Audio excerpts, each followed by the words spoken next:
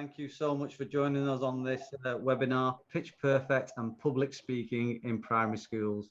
Really pleased to be joined by Ian Barney and Niamh Chavez, who I'll introduce shortly. But just to kind of give you an overview of what to expect on this webinar, we're really going to be talking about public speaking, obviously, what kind of effect it has in schools, what the need is, you know, what we're seeing at government level across the Middle East and the UK, how that may affect you as school teachers, school owners, principals, deputies, and what we kind of really need to do to hopefully embed public speaking as just as importantly as we embed literacy and as we embed numeracy in schools. Okay, so really we're going to try and put a case forward for that. I'm sure you'll agree that public speaking is absolutely essential, and very much so that we help children, especially at the younger ages, develop this in-demand skill. We'll go into that a little bit later as well. Okay, first off, just to introduce our esteemed panelists, we have Ian Barney, who's head of vocational at Pearson's in the Middle East. I'm not going to tell you about his role. He's going to do that himself, no doubt. But a very, very kind of esteemed expert in the area of education. He's also been a teacher for a number of years, then moved into development and business development for Pearson's, and has been there for, I think, over 5 years now, but Ian will correct me if I'm wrong. And an absolute asset in the Middle East, not only from his educational background, but the expertise he can provide in that realm to, you know, he's talking to governments and schools and colleges and universities also. We also are joined by Niamh Chavez, again, another esteemed guest of ours. We're really, really fortunate to have him taking busy time out of his schedule, deputy head at British International School of Riyadh. Obviously, everybody knows about the British International Schools, you know, a very, very well respected, very, very highly acclaimed and valued schools that run throughout the world. And Niamh is heads up the primary department over there in Riyadh. And we're going to hear some wonderful, again, I don't want to steal his thunder, but again, we're going to hear some incredible information about implementation. So if you look at it like this, guys, we've got government level, international level information at the macro level, and then we've got micro information coming from the ground level, actual implementation, and how these strategies and how this information is being implemented in schools. Okay, so without further ado, let's get started. First, I'd love to welcome Ian Barney. How are you? I'm good, thank you. Great to see you. Thank you so much for joining us. First question, I'd just like you to kind of just give everybody a feel for really, you know, who you are, what you do. I'm the head of vocational qualifications for Pearson Education across the MENA region. What that entails is supporting the delivery and execution of skill-based education as opposed to academic qualifications. We work broadly with governments in terms of shaping their public education. So we work with governments in terms of their strategy for unemployed adults. We work with governments in terms of their strategies for schools and how to promote employability skills and develop them within the schools, and also have specific technical qualifications that bring out specific skills to progress in the world of employment. We also work with independent schools and private schools. We work with them in a slightly different way in terms of supporting them with the qualifications. And we also and we work quite a lot with universities. Now, Pearson's is quite a lot, is one of the biggest education companies in the world, and we work with the different stakeholders across lots of different platforms. So it's not just vocational qualifications, it's also English language, it's higher education resources, both print and digital. We develop customized solutions for governments locally. We develop resources for governments, which we've done quite a bit of over the last couple of years. And we also do qualifications and assessments. So these types of assessments are not just the qualifications that you would study in school, but these are also assessments, for example, for doctors in terms of for their licensing. We developed the assessments for the passing the vehicle examination in the UK. So Pearson's is quite a broad organisation. My particular area, as I said, is vocational, but Pearson's do deal with over 80 countries in a whole variety of different capacities. Brilliant. I mean, very broad and very varied, and you know, no doubt a very interesting role on a daily basis. Just want to kind of hone in really on, I suppose, really government level. You know, obviously there's high unemployment, and it only seems to be going one way at the minute. That's definitely happening in the UK. Youth unemployment is probably one of the highest it's ever been. It looks like we're seeing a similar thing in Saudi and in the UAE. You know, you're speaking to ministers, you're speaking to government level officials. You know, what you're hearing about that? What's the kind of lay of the land? How are they kind of like interpreting what's going on? Well, I mean, first of all, it's a concern for every government and for everyone within the country if unemployability rates are going up. It basically means that we're not providing opportunities to graduates either at school level or university level for them to enter industry. So I mean, it's quite clearly a concern. I think what's coming out from the Middle East is there's a growing trend that traditional education, the academic qualifications and the academic degrees are not always meeting the needs of industry. Now, we have to be careful when we say this because it's not, we're not saying that it doesn't meet the needs of some industry or some employment. I mean, quite obviously, you know, you would want your doctor and your nurse to have gone and done a degree and done all the relevant training before they actually start that employment. The same with a pilot. But we're talking more generally in terms of the wider industry, engineering, the digital world, cybersecurity. Google has recently come out and said that they would not even interview someone with a degree. They're looking for experience within the trade itself. So what's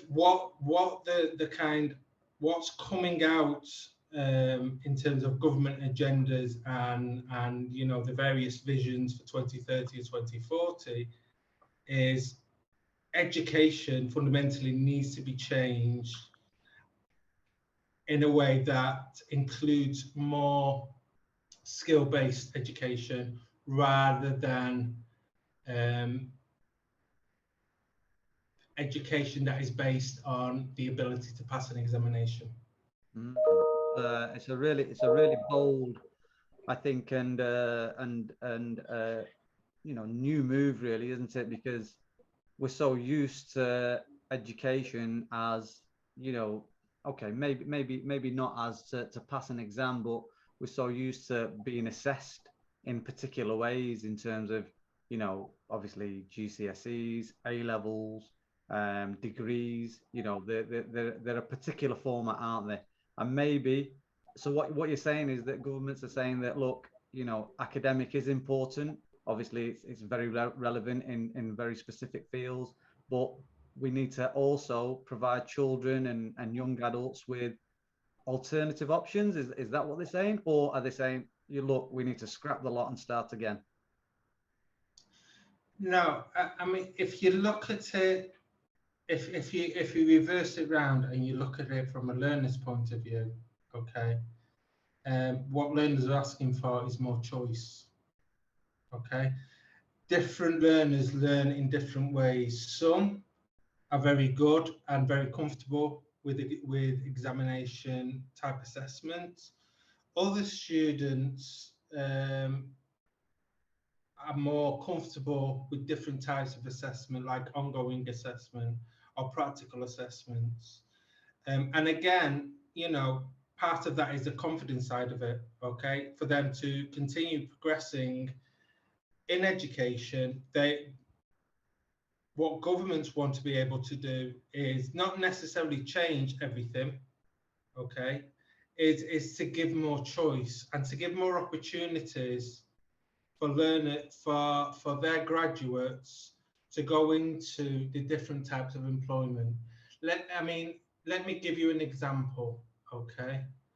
In one of the countries in the Middle East, one of the stats that came out of the university when we were doing a review with the Ministry of Education is that on an annual basis, they have 15,000 engineers graduate each year. And there is only 4,000 jobs in that country for engineers. Okay. But there is a growing there is growing employment and foreign direct investment into mechatronics, into some of the different areas around engineering. But the issue was that there were no qualifications, there were no options for learners to go down those routes. So what was happening was a large number of learners were left unemployed simply because there wasn't enough jobs in that area. So what governments are trying to do, it's not necessarily saying we have to change the assessment, but what we want to do is to give more choice, okay? And we want to try and focus the education that we have within the country around the employment that is growing in that country. Right, fantastic. Really appreciate that, Ian. It's a great, I think, just really a fantastic, introduction into how the governments are thinking and what's happening, and gives us a really nice introduction. Obviously, we're going to drill down and relate that to public speaking and the kind of things that are happening at industry level rather. But before we go there, and before we kind of grill Ian and Niamh about these things, we're going to introduce Niamh now. He's going to do us a wonderful presentation on his school and how his school is really, I suppose, taking a strategy and a vision and a mission to help their children with public speaking. So again, I will pass over to you, Niamh. Thank you very much, Imtiaz. Good afternoon, everyone. I'm Niamh. I'm one of the deputy head teachers at the British International School. And as Imtiaz has said, my presentation will focus on, I guess, the context of our school and how we're specifically implementing public speaking in our school. So I'll just share my screen. Okay, so as I just said, here are the aims. Let me just the next one. I'm sharing this screen now with you all because this is the three pillars that are the key foci of our school. So a little bit of what Ian and Imtiaz were just talking about having choice. Now, you'll see, of course, with any school, the bread and butter is our learning pillar. But of course, we also have well-being and enrichment. And in our school, we believe all three are equally as important. And research and evidence backs us by telling us when children are obviously happier in terms of well-being and they feel safe, and when they have a holistic education that goes beyond just your standard, I guess, normal classroom academia, they actually do better in their learning. So I am one of the people who heads our enrichment pillar in our school. So I'm a great advocate on enrichment, and we'll be talking about, you know, how public speaking is one aspect of our, one aspect of our enrichment pillar, and it helps us to achieve that holistic education and gives those skills to children. It all stems from our vision and mission. I mean, of course, this is our school mission and vision and mission. I don't want to bore you and read it, but there are some, clear words there, like world-class learning experiences, excel, flourish, children who develop positive global citizens. And these things or these values are really important. And how can we achieve them? We know, like I just mentioned, we achieve them not just through our learning, the lessons that children have every day through English, maths, and all the other lessons. They achieve it by having a really strong well-being foci, having a really strong enrichment foci. And that's, that's our, I guess, vision and mission, and that's what we eat, breathe, and sleep.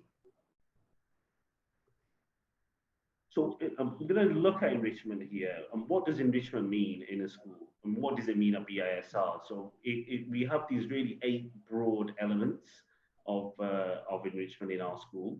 You'll see, particularly for public speaking, I'll be focusing on some of those, namely our student leadership.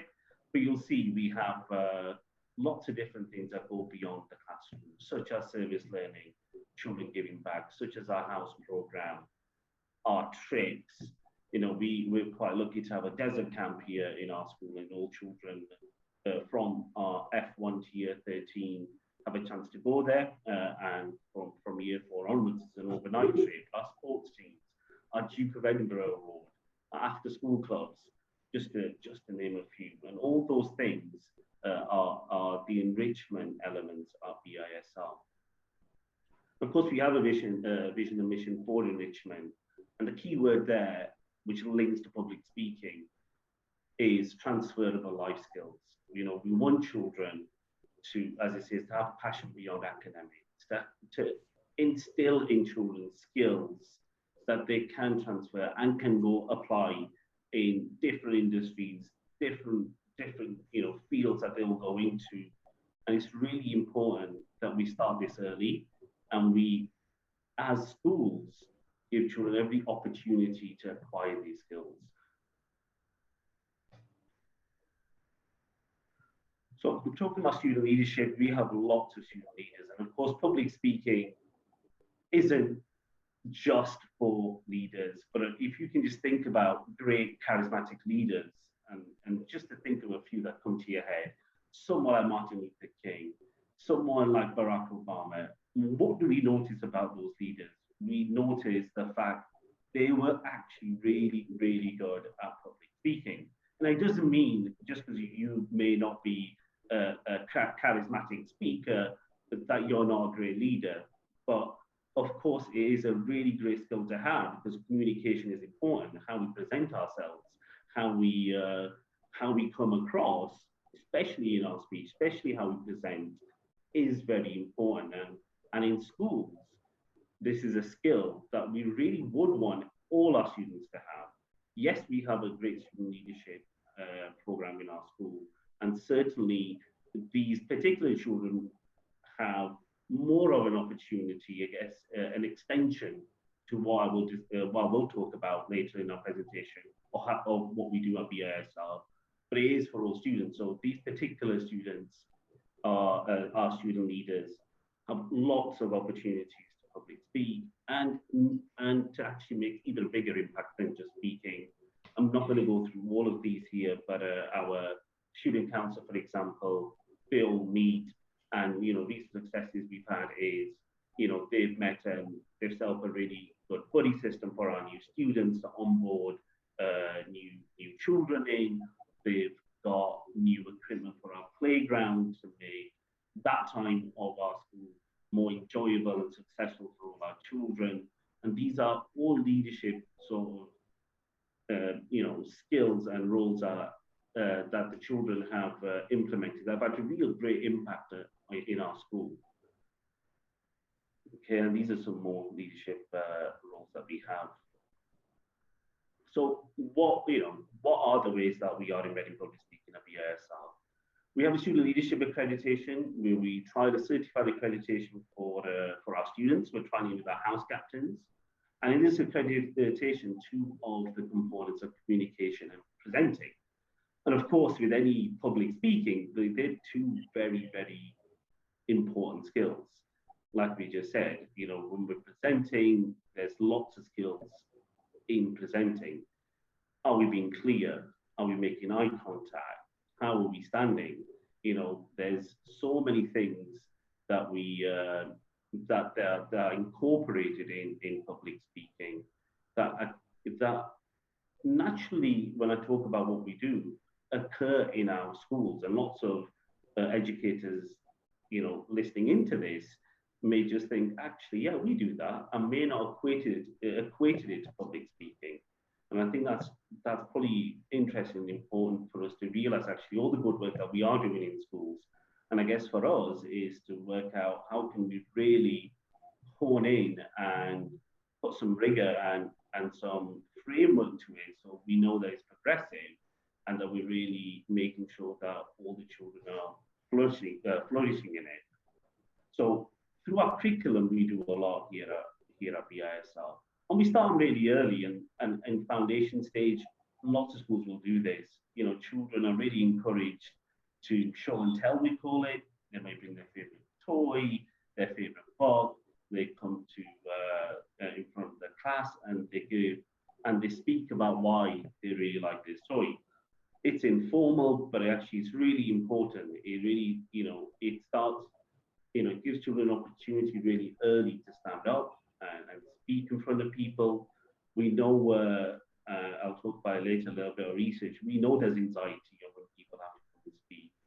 Even those of us who do this regularly, even coming to this webinar, you wouldn't probably be human if you didn't have a little bit of jitters before you start. And like I said, even though I'll speak on a daily basis, those things are absolutely fine. And children need to experience those. They need to, I guess, experience a little bit out of the comfort zone, so they get used to that feeling. So when they're out of their comfort zone, they don't just, I guess, kind of freeze and clam up, and those things can happen. Year one student just a couple of weeks ago, children were doing presentations about themselves. They were given the topic to come and talk about the likes and dislikes, and children came and gave those presentations, and I saw some of them. They were really fantastic to see children really embracing that chance to do some public speaking. We also have an enterprise project where children pitch their ideas. They're from the UK, a little bit Dragon's Den, different from America, it's Shark Tank, but where children are thinking of ideas that they can, business ideas or even social enterprise projects, and then they have a panel of dragons or sharks, and they come and present their idea, and again, it's a great opportunity. Of course, it's their learning, and they've got all the topics that they've been doing about their business that they've been working on. But again, another great opportunity to use public speaking that lots of schools will be doing these kind of events and projects, and that really does tie into public speaking. Year 4 and 5, they have an exhibition on famous explorers as one of their topics, and year 5 they have a London project where children research on either a famous explorer or an aspect of London. They make either a PowerPoint presentation or models where they then come to our big hall and present to all parents and other students walking around and explaining what they've done. Again, this is public speaking, a great chance for children to showcase their skills and get used to what I said, standing up and delivering on speaking to a large audience. We also have interviews from real life people, various different topics. Recently, some of our children are asking lots of questions. We're asking lots of questions to all our workers in schools, and it was great that even that aspect of question and answer again instills all those skills that we've just been talking about, speaking in public, and presenting themselves. Of course, there's another way we do it through technology. Technology is, I guess, what we're doing now, webinars, and recently through COVID, it really has highlighted the need of technology. We know there's pitfalls in technology, of course there are, but of course there's lots and lots of positives. And we're pretty fortunate. We have iPads for all our children from years 1 to 6, and simple things like iMovies or Loom videos, where children are recording themselves. It may be the fact that they're explaining what they did in maths. It could be the fact that they're doing some role play as opposed to some drama in lessons, and across all subjects. Again, this is great. They can then record it and watch themselves, and it's always great when you watch yourself and see what's worked well and what hasn't worked well. But these are, I guess, what I've described are, lots of you may be sat there thinking, actually, I do that in our school, we do that in our school, we do that in our school. And it's great, and we hope that lots of schools are doing it.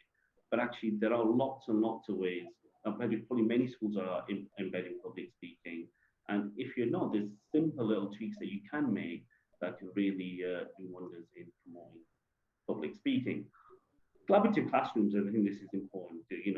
We want classrooms where, we say this, where we can hear learning. We want children, strategies, simple strategies like think, pair, share, group work, different, viewpoints where children are having that opportunity to not just sit and complete copious of our worksheet, but where they're actually really collaborating with each other, having that chance to gather ideas from different children.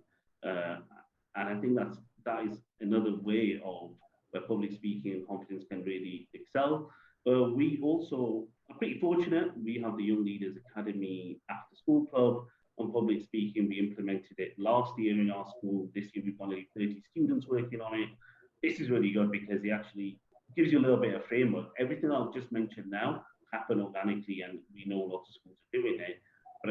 But I guess with everything, you need some sort of framework. The framework that you need is actually how to present. Lots of teachers will be doing lots of the strategies that I said, but are we really telling children or explaining how to use our tone or pitch of our voice or our gestures, or I guess the 7 C's of communication? Are we clear? Are we coherent? Are we concise? Probably the kind of things I probably haven't done in this presentation, perhaps. But all those things that are really important skills. And I put here other ECAs that we do: Modernizing Nations, Philosophy for Children. Storytelling is another great way of public speaking, especially through drama. Our International Committee, our Enterprise Club, and of course Debate Club, where children are of course speaking to each other and having to give their viewpoint in public and defend it, and all those things that increase confidence. And we have to come back to this. In education, we really do need to check and make sure that we are evidence and research based. It's really important that, if we are going to do something, we can look at the reason why. I think Ian may have touched on this. In terms of what employers are looking at, there's been many studies that say public speaking is one of the most sought out skills. And it's what I guess stands people apart when they first speak. First impressions are are important whether we like it or not. When we meet someone or we hear someone, you know, their confidence and how they can come across is hugely important. We also, there's lots of research done on students who study public speaking, who are continuously practicing public speaking, learn to think critically, and that's also, you know, it's a huge skill to have. Why do they learn to think critically? Because they, you know, when you're speaking or you're giving different viewpoints, you are constantly thinking or listening to other viewpoints, which are making you look at different viewpoints and also making you think about why you're saying what you're saying. Of course, that helps with critical thinking. And anxiety is an increased self-confidence. We know speaking is going to have anxiety. We know some children will find it more difficult than others.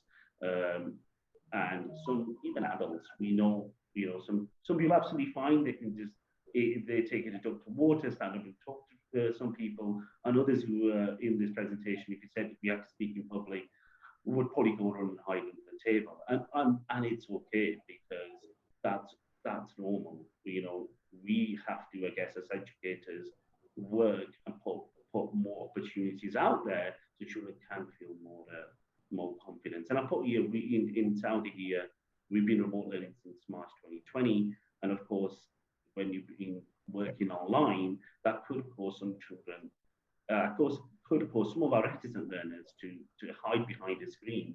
You could very easily turn the camera off and put yourself on mute and literally go hide.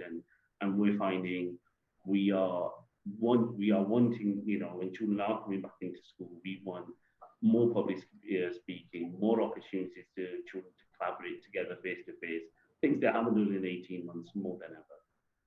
I think one more, yeah. I mean, again, this kind of, again, it's a study done by two professors, again, saying public speaking activities, as it says here, don't have to be confined to, you know, just oracy or just English. It can be implemented in across the curriculum, little ways that I've just described, through technology, through different projects, humanities, foundation stage, all across our primary school curriculum.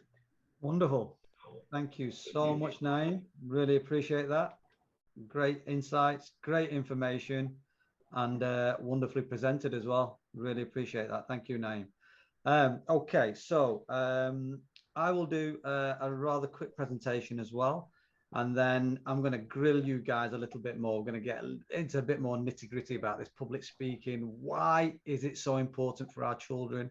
We've had the kind of macro view from Ian. We've had the coal-face view from Niamh. I'm going to show you a little bit about implementation and strategy as well. And then let's grill it. We've got a cat on screen as well. We're going to grill the cat as well. Not literally, obviously. We're not going to cook the cat.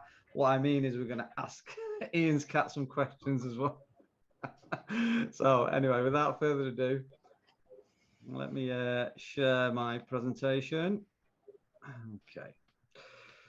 So establishing the need, you know, case study as well.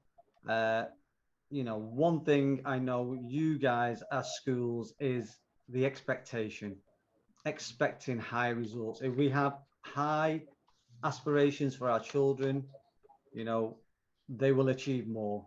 If we have low aspirations, and it's well proven, you know, aim for the sky, you know, you might hit the stars. Aim for the ceiling, you might not get as far as the floor. You know, there's obviously probably wasn't the famous quote, but you get what I'm saying. Expecting high results, and for whatever you're using, however you're doing it, you expect high results, you will get high results. And then I'll talk a little bit about Pitch Perfect, the program that Niamh kindly mentioned that his school is using, and a little bit more about that, and maybe how you guys can implement that and use that in your schools too. Okay, so why do we need to develop a child's oratory skills? Oration and oracy, the word oracy was developed or coined in 1965 by a professor from a Birmingham University who kind of looked at many studies and found that when we develop a child's oratory skills and his or her ability to orate in public specifically, then not only do we develop their language and their speech, but we also develop their ability to learn and their ability to render learning as important and something that is useful for them in their life going forward. So really, really important concept that, it's not just about being great at delivering your message or knowing how to use your voice effectively or hand gestures and all of those wonderful things, but it's also the cognitive element that it actually helps children with their learning, which is, it's incredible, really. Maybe we don't kind of appreciate that so much. We're bombarded by politicians that use education obviously as a political football, and we've heard so much about the 3 R's. There was a wonderful article in the Times recently that said, that politicians have used 3 R's so much so that oration and public speaking is not even a fourth-rate citizen in comparison. Teachers are scared to use it. I'm talking specifically about the UK here. Teachers are scared to use the kind of like, or rather to develop public speaking skills in class because, one, they feel they don't have time, two, they don't feel they have the skills, and three, they don't feel they have the support from wonderful people like Niamh. So Niamh School is very, very special there. That is not the norm, certainly not the norm in the UK. And when we look at state schools in particular, unfortunately, it's it's not even a conversation, which is dangerous, really. And we'll go into that a little bit shortly. So speaking, 66% of primary school teachers say that school closures have had a negative impact on speech and development. And 1 in 5 teachers say that the most effective, as always, are the ones that are most disadvantaged. So our children that are on, for example, pupil premium here in the UK, free school meals, from the poorest backgrounds, are the hardest hit, and they're always the hardest hit, unfortunately. But we can do, as educators and as teachers and as people in the education industry, we can do a lot to help those children to advance and to even just get to that level playing field. And public speaking is a wonderful way of helping those children to advance, not only in their oratory skills that I've mentioned, but also in their numeracy and literacy. It actually helps children to understand concepts and cognitive concepts in an easier way. So developing a child's public speaking skills also helps them with numeracy and literacy. So this is one of the big reasons why you need to have not just public speaking as a thing in your school, but as a sustained, valued, and supported mechanism that runs as a theme throughout your curriculum. Okay, and then it's not difficult to do. A lot of people will say we haven't got the time, we haven't got that extra capacity, we haven't got the training.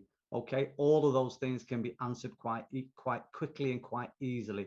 It's not a quick fix. Don't think I'm telling you it's a quick fix. It is not a quick fix. It has to be a sustained approach and a strategic approach. And I'm going to show you a couple of things on a couple of ways on how to do that. Okay, just to kind of expand on that 66% figure. So that's kind of like 3 in 2 teachers. That's a heck of a lot. So this negative effect on spoken language and development pupils eligible for free school meals. I mean, again, we're just kind of hitting that point home, aren't we? That the hardest hit are the hardest hit. So let's make sure we do something to help them. Now, this is a really special school, St. Barnabas, which is in Warrington in the UK. We work with the school. We've worked with this school for many years. And we've just recently kind of introduced the Pitch Perfect program to them. But one of the kind of main needs of this school is it is in an area, very deprived area of Warrington, one of the 3rd most deprived areas in the region. So as you can understand, so many challenges. Children from care, children from single spouse families, children that have basically been written off by society. These children are not expected to do anything. These children are not expected to go anywhere. And this is why I love working in this school. And I love working with these teachers because they do not accept that. They have very, very high expectations from their children, and they implement some incredible programs to make sure they achieve those high results as well.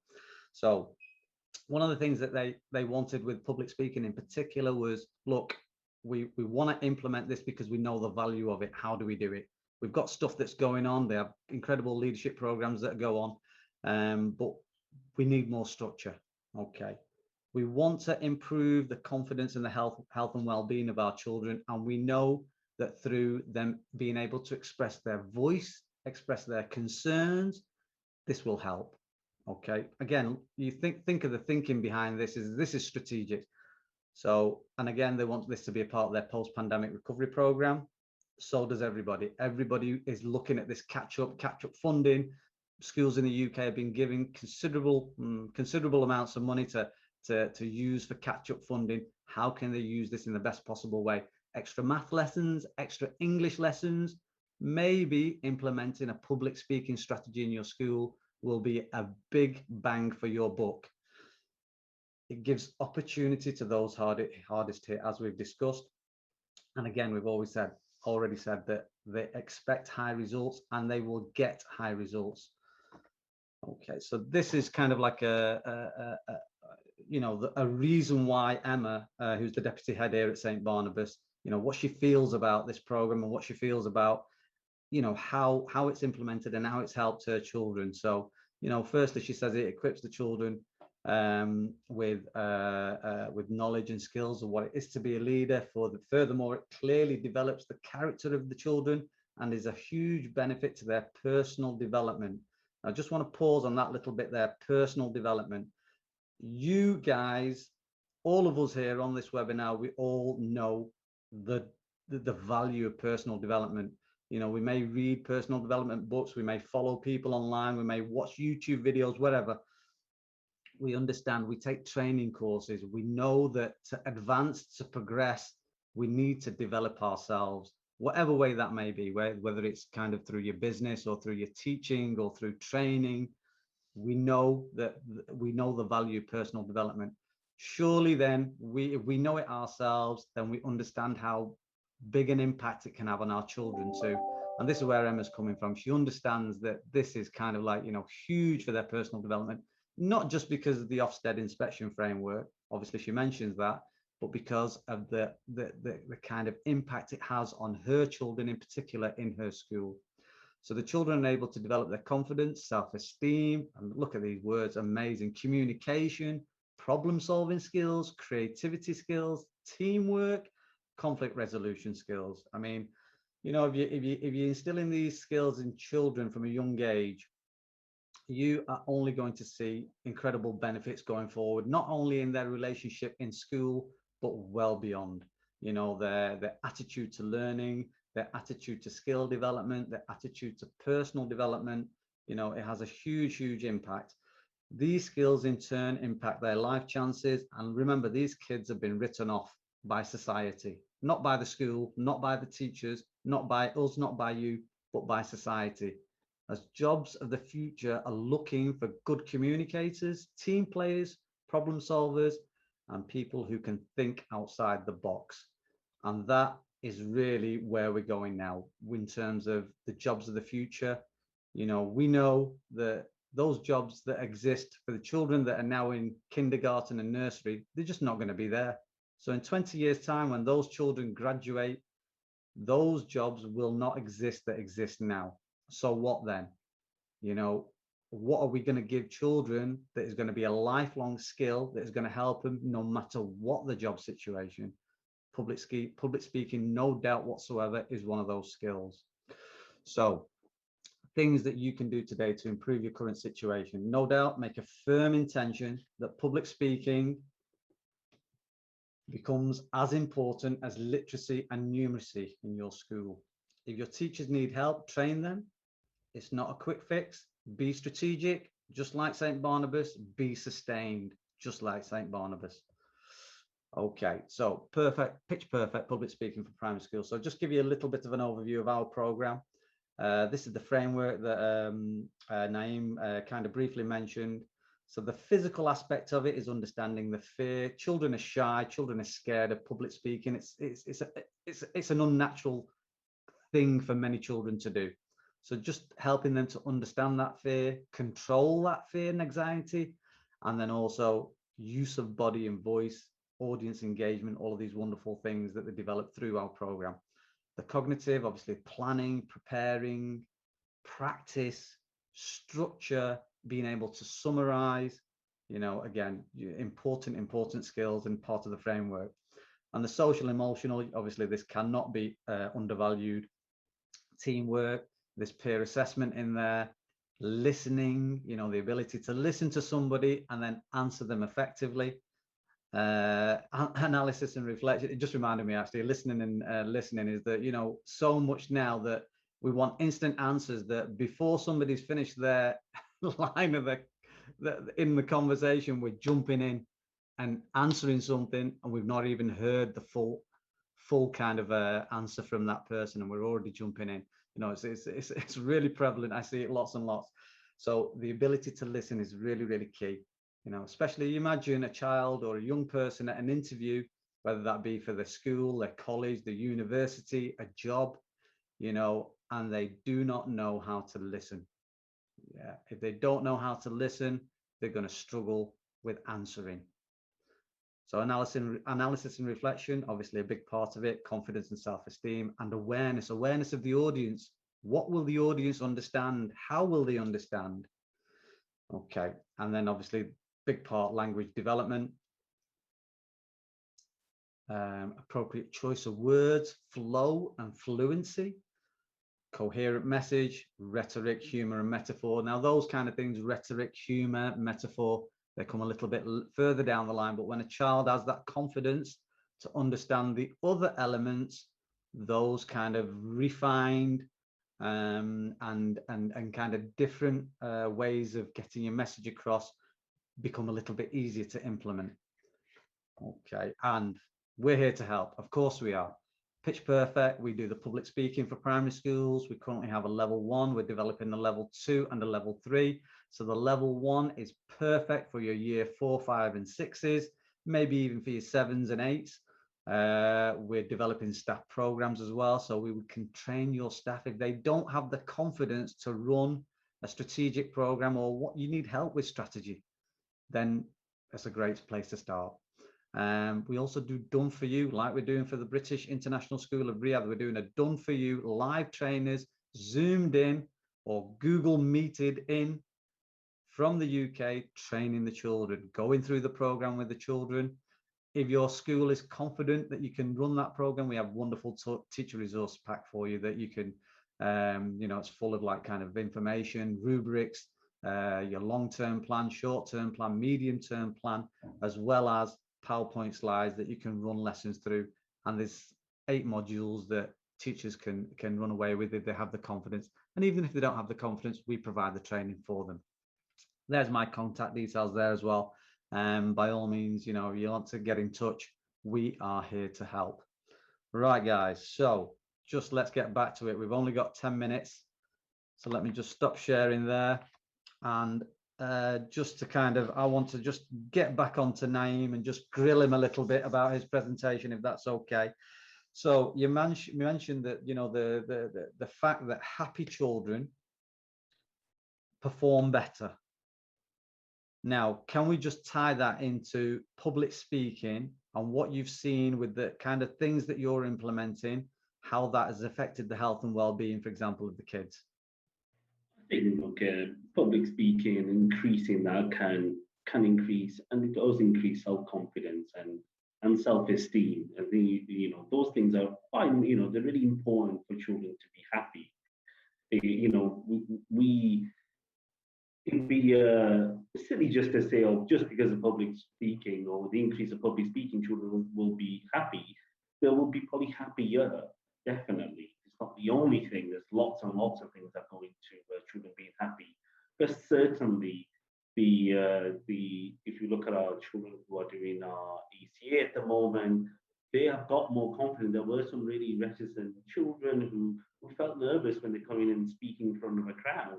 the fact that they're able to do so now with some of the techniques that they're learning is making them feel, more confident. And of course, confident learners can help in becoming happy learners. And we know well-being of children, and not just me saying it, research has shown this has a direct impact on how children do academics. So just over to you, Ian, just in case of, like the public speaking element from what you're seeing, how is that valued, and how is that kind of like, what are governments saying about that? Are they valuing that? Are they saying that, look, this is going to be an important skill that we need to teach children, or is it not even in the conversation yet? I think governments are responding to what the industry is telling them, and communication has been on the top 10 list of employers for the last 10 years. I mean, we're talking about almost a digital revolution where jobs that learners in Niamh School who are in Niamh School now have not been created yet. So the question comes, well, what skills do you actually need to get jobs where, in the next 20 or 30 years, if the jobs haven't been created? And these are what they've had a series of different names through the years. They've had soft skills, they've had employability skills, had transferable skills, but it's those sets of skills that will support you in whatever industry that is most important. Now, the communication skills, the public speaking skills, to be able to stand up and speak in front of a group, okay, they're becoming more and more important for the simple reason this is what industry is expecting of each and every one of us. More so now in the world post-COVID, where there's a lot more video discussions going on rather than purely face-to-face. And again, every person needs to be accounted for, so there's no hiding, switching off your video, putting it on mute and not making a comment. Now what's happening is, in terms of government, is they're taking these requirements of skills from industry and they're putting them into the different levels of education within the countries. So what we're seeing at the moment, the most immediate need for government are those students who have completed their education. So, that governments are looking for programs that will support them develop these public speaking skills. The second step is the secondary education, which is very much happening now. But the third step is going to be putting it into the primary schools and starting it right from the bottom, so it goes all the way through. So what they're looking at, in 30 years, we won't need all these other programs. These skills would have been developed right from the start of the education cycle, and it would be inherent in every learner that goes through education, regardless of the route that he takes. So in terms of governments, they're listening to what industry needs and they're implementing it in stages. The only other side in terms of what governments are looking at is, in terms of schools, one of the criteria now is what enrichment programs they have, okay? And that is a criteria that will inform the regulatory body's reports on each individual school.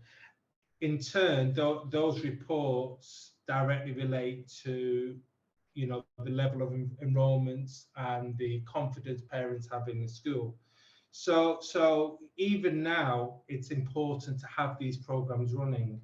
And, yes, as enrichment programs, but I can see in the future that these are going to become inherent in not just enrichment, but the actual curriculum, that public curriculum that exists in each of the countries. Incredible.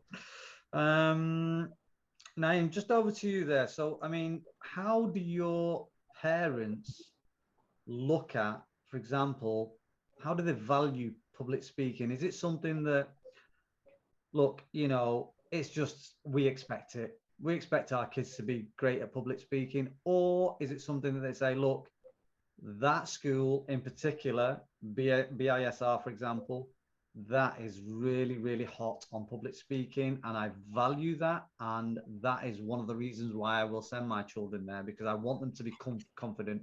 I want them to be confident in themselves. I want them to be able to express their views and opinions in a coherent and cohesive way. Yeah, and a little bit of what you just said. Yeah, of course, when parents send their children to school, what do they want their children to obtain? They want them to have a good education, of course. They want them to learn, but they also want them to be happy. They want them to be confident. They want them to grow within themselves, to have high self-esteem, and like we described, yes, there'll be some parents who are 100% interested in public speaking, depending on I guess the profession they're in. We are parents across the sector. So we have lawyers, we have we have business owners, we have consultants who do this as a day job, where speaking in front of large audiences is what they do. And of course, they want this for their children. And by offering lots of different ECAs, including Pitch Perfect, we're giving parents the opportunity. But yeah, parents do want children to go to a school where I feel, especially when they're sending children to our school, they know that we really have a key foci in terms of well-being, learning and teaching, and our enrichment program, and that holistic kind of overview and education for their child is what they're seeking for. And of course, one aspect of that is public speaking. And I think lots and lots of parents. Fantastic. I mean, I think just to wrap up, a question for both of you really is that if you think of yourselves, obviously you two are great. You're really good at public speaking. You do it on a daily basis in your roles. What value do you yourself, Ian, put on public speaking, and how has it helped you in your role and in your career progression? I can start if that's okay with you, Niamh. Yeah, of course. I mean, in terms of sort of previous the schooling experience, public speaking wasn't there. Regrettably, I had to learn that public speaking in my life working with different industries. In terms of its importance, this is I'll kind of put it into a project that we're actually working on now for senior leaders. What we've been asked by senior leaders from several global companies is to put something together around listening, body language, teamwork, self-awareness, and reflection. Okay, these are the top people of industry are asking, for person to come up with a training program for this. Okay, any employer who values their employees would have similar programs. The reason being, it's vital. Okay, it's vital for growth of that organization. It's vital for that self-confidence of that person themselves. It's one of those foundational aspects that if it's not there, okay, your progress will be stunted. Now, whether that's in education, whether that's in employment, or whether that's in your personal life. So, the kind of importance of it is kind of underlined whatever stage you're at. Even in university, they're asking, well, we need to make these people into effective communicators. And the fact that they haven't had that in their schooling life puts them at a disadvantage to students who perhaps attend Niamh's school, who have had the opportunity to do it. Thank you, Niamh. Niamh? Sorry, was the question the importance of public speaking to myself? Or Absolutely, yeah. I mean, how was it? You know, was it something that you were taught at school? Was it something that you've had to learn I yourself, for can't remember. example? And Yeah, how has it affected you in your kind of career progression? yeah, I can't remember explicitly being taught it either myself. And again, it's one of those soft skills or employability skills that I guess, we are all talking about now. And yeah, some people are naturally good at public speaking. I wouldn't say I was probably one of them. I mean, I probably had to work on it. I've had, yeah, I guess because of my role, I get, I speak to lots of children, leading assemblies, insets to staff, and inset to parents. So of course, practice makes, as we say, perfect, and probably have had a lot more practice. But that, again, I was explaining, that doesn't take away any nerves. It doesn't take away when you're giving presentations, even on a webinar, and you fluff your words, and you forget what you're saying. All those kind of normal, things that happen. But I think it's hugely important. I think, as Ian has said, that he's got top industry professionals asking for these training and asking for these skills. And if you're looking for employability skills, soft skills, transferable life skills, then communication is always going to be there. Whatever field you're in, how we come across is really important. How we portray ourselves. And again, it's not just how we say it, it's what we say as well. So, the 7 C's I was talking about, being clear and coherent and concise, knowing what you're saying, and then how we say it is also very important. Sitting there, not making eye contact, clamming up, looking on the floor, even if your message is fantastic, it's probably not going to have the effect. And like I said, those first impressions of how people are, they count, whether we like it or not. Absolutely, no, great point, great point. And just to finally kind of, I suppose, just wrap things up, what advice, Ian, would you give to kind of prospective school owners, people that may not have a clear, coherent strategy in terms of public speaking for primary schools? What advice would you give them? I mean, in a nutshell, the advice I would give them is to reach out to organisations like yourself that are already doing it. You don't need to go out and spend so much money and train your teachers in developing your own products. Go out, find a product on the market that is going to be effective for you, that you're going to get the right support from, and for me, the program that from the YLA is a perfect one to use in schools, and use it. And what you will find is, over time, that will develop into lots of different other areas. And then what you're actually doing is rather than it just being a tertiary kind of teaching, you're bringing it into the teaching that you do on a day-to-day basis, and you're incorporating these things into every single lesson. So really, just rather than go and spend lots of money trying to develop something on your own, reach out to the organisations like YLA and use their products. Thank you very much, Ian. Niamh, same question to you, please. I'd say the advice I'd give is, have a look at, I know I started with my vision and mission on purpose. I mean, we've got to have an audit. We've got to have a look at, what do we value in our schools? Are we ensuring that, of course, learning and teaching is our bread and butter, but have we looked at our curriculum? Have we done an audit? Can we identify where we are actually doing public speaking in the activities that I mentioned, where lots of schools probably are, and they have an equation of public speaking?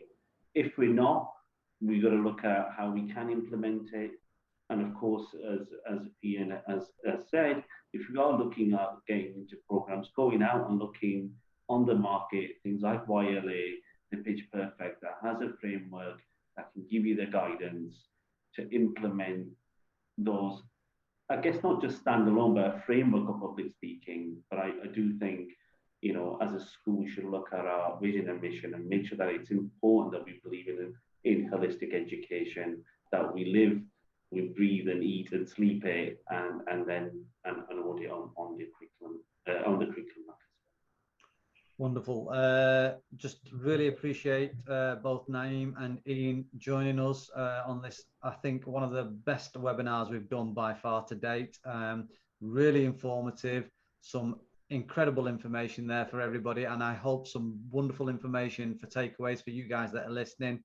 And again, I thank Ian and Niamh for taking really, you know, that busy hour out of the schedules, the preparation that they've done. You know, brilliant presentations, brilliant answers to the questions. Again, thank you so much for your time. And again, thank you to everyone for tuning in. Really appreciate your time. And like I said, if we can be of any assistance in any shape or form, whether that's just a chat, a call, you know, book a meeting, please do visit the website, www.youngleadersacademy.co.uk.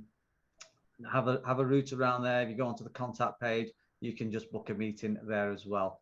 All right, guys, you can look at the courses. So again, thank you so much. Thank you for your time, and we look forward to welcoming you next time.